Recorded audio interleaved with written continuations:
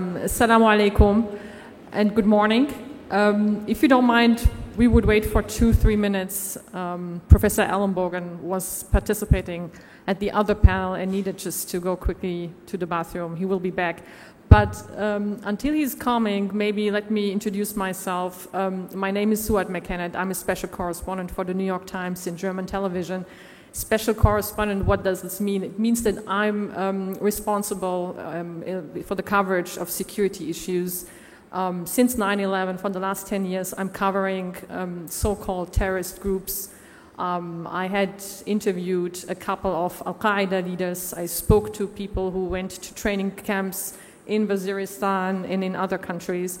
And the idea of this panel today is that I would love to include all of you as much as possible, which means I will not wait until the end before we will accept questions.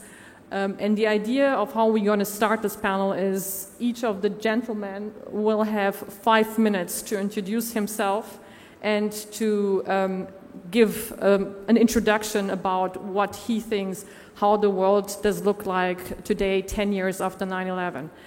Well, let's start a little bit. What are we facing today? Today, 10 years after 9/11, we had the killing of Osama bin Laden in Pakistan. It's okay, don't worry. We will talk about the lack of trust between people and countries. We will talk about the lack of communications. What does happen if countries or people don't communicate the way they should communicate? How can we also change the situation that we are in? So this panel, the idea of this panel is not only to talk about what's going wrong, but also what has to be done to get it right. So, and since we are all participants are here now, I would love to let Imran Khan start. Please introduce yourself, and Imran, you have 5 minutes to make your points, please. So, did you want me to start about where Pakistan is? Yeah, let's talk about Pakistan. Pakistan is the country where the leader of Al-Qaeda was killed this year. So where does Pakistan stand today? As far as the security situation? Yes. Okay. Well, my name is Imran Khan, and I head a political party which I hope will win the next election. Pakistan is probably at its most critical stage in our history. The best way to describe Pakistan would be in the book Tale of Two Cities, just before the French Revolution. Charles Dickens describes France as it was the worst of times and it was the best of times. So in some ways it is the worst of times for Pakistan in terms of security, in terms of poor governance, in terms of corruption. Things probably are at their worst. But it's also the best of times because we have probably the most politically aware public ever in our history. We have one of the most vibrant medias probably anywhere in the world. The most watched programs every evening are current affair programs, which has led to the sort of awareness that hardly exists in any population. So we have a very politicized population. We have a young population. 70% of Pakistanis are below the age of 30. And then, because of this awareness, the people stood behind a Chief Justice and twice had him reinstated. So we are very fortunate to have an independent Supreme Court. So we have two institutions intact which are very important for democracy. The only thing which we are now working on is to have an independent election commission. In my view, the moment Pakistan has elections, you will actually see the country forge ahead. You will see the country move towards a genuine democracy. Because you will have a public that now understands the issues in Pakistan. If you go into villages, people understand what's going on. They know what the issues are. 15 years ago, when I started my politics, I found that most people had no clue about the issues. I found that in the universities and colleges, the students were depoliticized. You have 2 more minutes, Imran, if you would like to talk about security. So the only thing we head towards a genuine democracy. The only thing we have to deal with is the security situation. And that Pakistan has to work with the Americans to get out of this, to give peace a chance, because there is no military solution. The only solution is now political.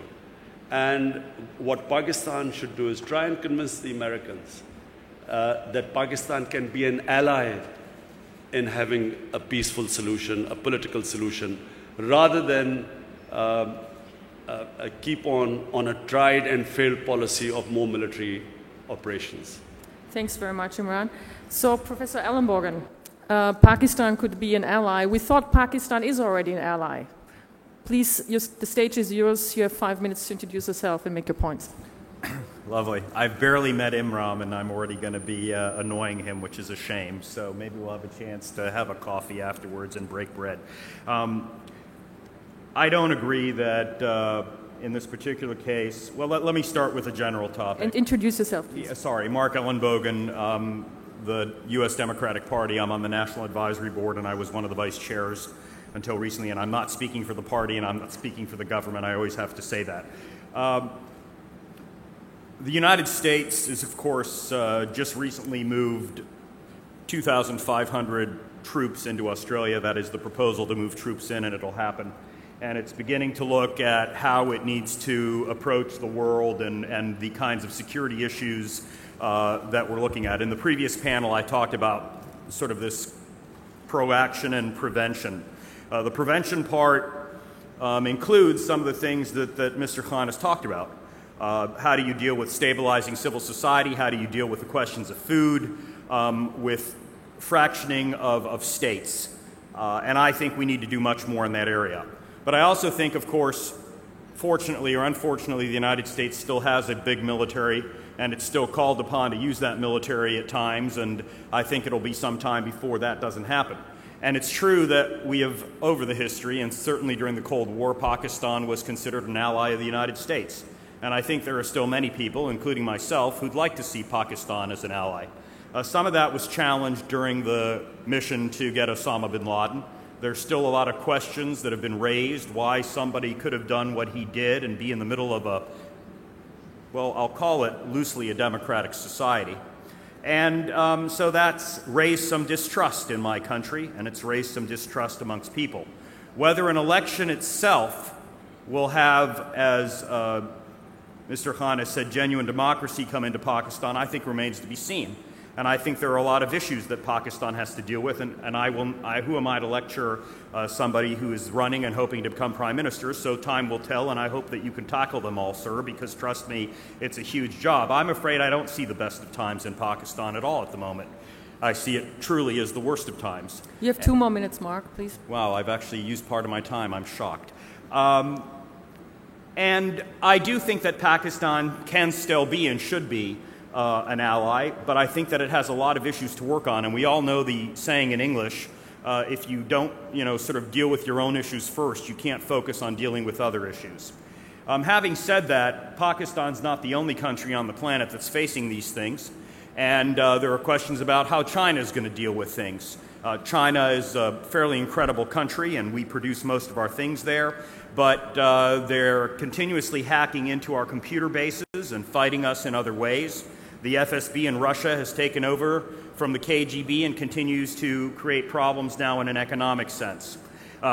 There's instability in Central and Eastern Europe in the form of corruption, in the form of trafficking, in the form of drugs. Unfortunately, the United States is often accused of being a contributor to this because, of course, we purchase these things.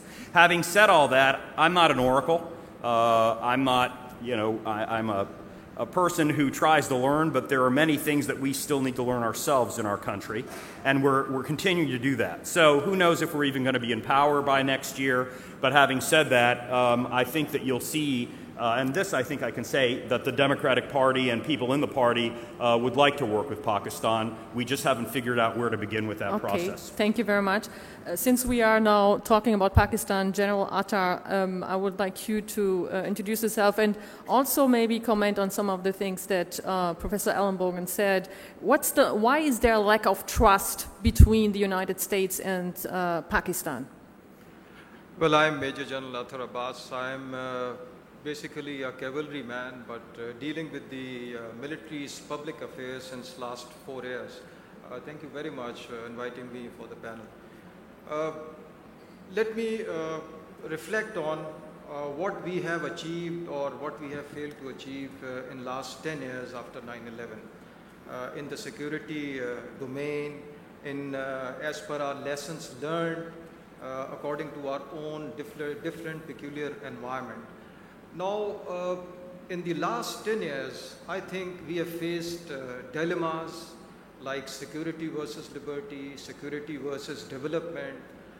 We have faced a situation where the hard power has come up with its own limitations, how much you can apply, for how long you can apply hard power. We have also come to notice and seen the potential, great potential in applying soft power. We have also seen the limitations as per our experience. It's easy to make war, but very difficult to bring back the peace in that area. It is easy to destroy, but difficult to rebuild. This has been, I think, our collective experience on both sides of the Afghan-Pakistan border. We have made mistakes, all of us, but we have also learned a completely new paradigm of fighting terrorism. And we are improving, we are learning from our mistakes in that. Pakistan, I will restrict myself to the security situation being a military spokesperson. Pakistan has suffered maximum. Pakistan has delivered maximum. It has gone way beyond its capacity in delivering this war. We have lost over 35,000 people in our country, and that includes 4,000 military officers and soldiers. Our economy is in shambles. It has suffered a loss of over $60 billion. Our national integration is under great stress. There is a destruction of our infrastructure in our country. So this all needs a very different approach. And we believe that a military-led solution is not long-lasting. The military strategy must work within the ambit of a political strategy. And there should be a clarity in what political objectives we are working towards. General, you have 2 more minutes. Okay. We believe that military solutions cannot be sustainable. They are not sustainable. It has to work with the political process. We have our differences with the US. There will be differences because we are two different countries. There is a same set of problem but different frame of references. We are fighting in our own country. We are fighting against our own people. We have to maintain a very delicate balance of applying hard power and soft power before it becomes counterproductive. We cannot leave our long-term interest in our own area for others' short-term gains. So they have to reconcile. And we do our best to reconcile, but there are differences which remains. We have our reservations on the assumptions with which the US is working. We also have our own reservations about the reintegration or reconciliation process. But we are working together, and we are working against a common threat of eliminating terrorism. We are moving in a direction to eliminate or get to the objective of eliminating terrorism. General, you have to come to an end, please. If we are applying our own strategy, I think we should be allowed to apply as per our environment. Thanks very much, General. Professor Mohammadou, let's take this from the AFPAC area a little bit into also the context of other regions and conflict zones. How do you think, or how do you see what has happened in Pakistan or in the AFPAC region for the last 10 years? How does this affect, or has this affected the other regions in this world? You have 5 minutes, please. Thank you very much. Thank you, Suad. Mohammed Mahmoud Mohammadou. I teach at the Graduate Institute in Geneva and also affiliated with the Geneva Center for Security Policy. I think to understand what's been happening in AFPAC, Afghanistan, Pakistan, the general set of issues that has already started to be addressed, what I think is really important for us is to take stock of how much of a revolution in international security has played out over the past 10 years. Clearly since 9/11, and we have a very neatly kind of organized 10 years from 9/11 to relatively the death of bin Laden and sort of speak the Arab Spring. But I think it's important to realize that a lot of these transformations were already playing out almost in slow motion in the 90s. And in the 90s, I would say that we have three things playing out already that are important. One is we see, of course, the end of bipolarity. Clearly, the end of the Cold War leads to the rise of the first unipolar moment. Before the imperial moment of the 2000s, we have that element. The second aspect is the rise, of course, of international interventionism, already in the 90s. If you recall Haiti, Somalia, Kosovo, we already have some sort of advance towards that type of activity. And thirdly, of course, the rise of non-state actors. We speak a lot about non-state actors these days, terrorists, but the transnationalism that we see playing out now starts already in the 90s. 9/11 is a clear marker in relation to that. What happened subsequently, I think, is the acceleration of all of this. This new grammar becomes very much now, officially, of course, it becomes the securitization of the world, and we see a lot of this playing out. But then I see three key developments now post 9/11 that we really have to take stock of so that we can understand what's happening. One is what I refer to as the militarization of the terms of the exchange on the international scene. A number of wars, Afghanistan, Iraq, Lebanon, 2006, Hezbollah and Israel, Ivory Coast, French intervention in the 90s, and most recently, Libya recently. So we have a lot of international conflict coming back to the fore in relation to that. Secondly, sort of a banalization of this interventionism. Whereas in the 90s, we had a lot of debate in and around these interventions. The philosophy behind it was being questioned. The so-called droit d'ingérence was very much not necessarily accepted. Now it seems to be kind of a banal process where it's not so much addressed as such. Finally, there's a diplomacy around that, around these security issues, where we see increasingly a circumventing of the Security Council. This starts fundamentally with 2003, with the war in Iraq, which is not, of course, officially agreed upon by the Security Council, but we still have the events taking place. So those three key developments, militarization, banalization of interventionism, and this diplomacy of ad hoc meetings, contact groups that take place in and around that, I think for me are the key developments so that we can understand where the franchising of Al-Qaeda, the privatization of terrorism plays out in this pool of issues. Thanks very much. Tom Sanderson, you also try to speak a little bit about what might be future scenarios. Where are we heading to? Please, could you enlighten a little bit what your point of views are regarding where is the region going, but also the whole world security issue. You have 5 minutes to introduce yourself and make your point. Absolutely. And thank you, Suad, and thank you to the Amadeus Institute for the invitation.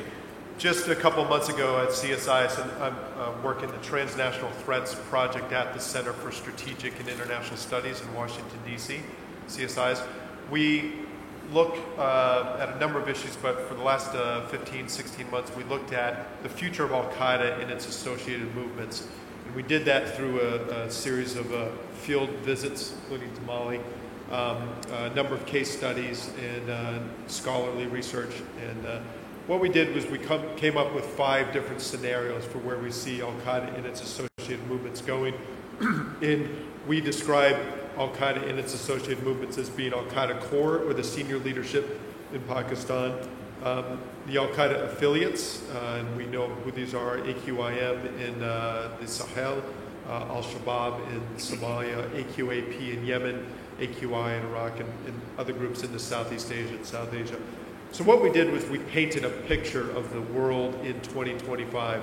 And if you were here for the previous panel, you heard Mark actually speak about some of these issues, similar issues. But we see 7 or 8 factors and trends being very important to laying the groundwork or maintaining the groundwork, where you find a lot of factors that enable violent activity, among them demographics, and I can get into these later into detail, scarce natural resources, global balance of power, technological innovation, interconnectivity, personal identity, and governance. And those are some of the major areas where we think we'll continue to have problems, and we do problems already.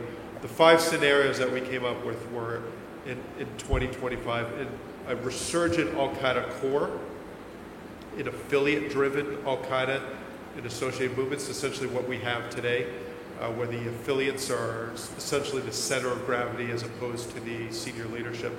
Then we have a movement driven by the lone wolves of the individuals, and that's so troubling because people have such small signatures and indicators that they may be conducting some activity, so they're harder to find, yet the amount of damage they can conduct is significantly less than a more hierarchical group like Al-Qaeda core. Al-Qaeda becoming a quasi-state actor, and then a collapse, number 5, a collapse of the Al-Qaeda and associated movements network. Not of the ideology, not of the narrative that Al-Qaeda has put out there, but a collapse of the network. And then we come up with a series of disruptive events that we think could completely change the environment that we look out there, from China being targeted to a shift away from OPEC countries, to problems in Pakistan and Saudi Arabia, to the use of a weapon of mass destruction by Tom, 2 more minutes to go. Okay, so actually I'll just do 2 more minutes? Okay, great.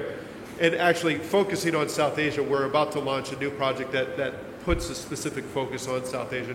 And it's not just Pakistan, this is all of South Asia. We're going to look at all militant groups, not just Salafi jihadi groups. We're looking at Hindu nationalist groups. We're looking at communist insurgencies like the Naxalites in India.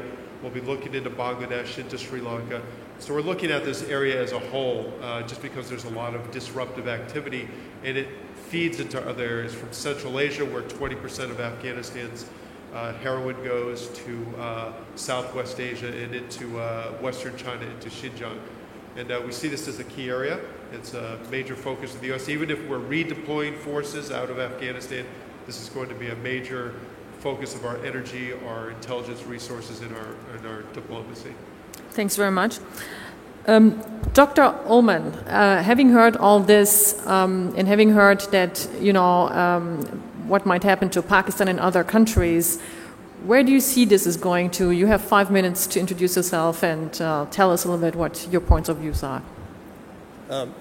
You are a divine, benign despot, and I congratulate you. For those of you who may have come in late, given the numbers of us here, this is not the next in the endless series of debates among the Republican Party to determine their candidate for the presidency. I say that. I'm Harlan Ullman. I divide my time between the worlds of business and policy, and my politics are that of the radical center.